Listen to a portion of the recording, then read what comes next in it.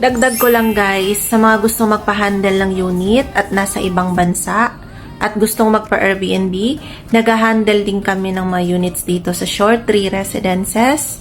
And yung mga cleaners namin is nandito lang around the area, kaya mabilis lang nilang ma-assist yung mga guests.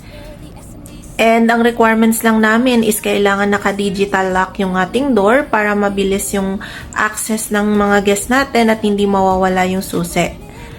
At ang maganda dito guys, is kami nang bahala sa hosting, sa paghahanap ng guest. We will make sure na ma-fully book yun. Magpa-process ng guest authorization. Ang handling fee namin is 20% from the net income. Ililess natin yung mga bills.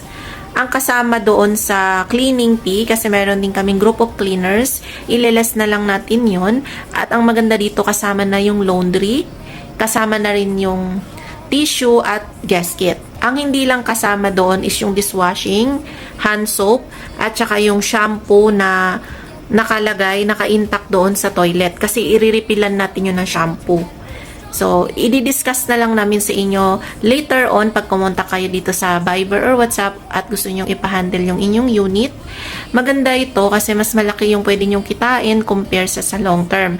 At hindi na kayo mamumblema dahil meron ng tao dito na mag-handle ng inyong Airbnb unit kung kayo ay nangangarap na magkaroon ng investment dito.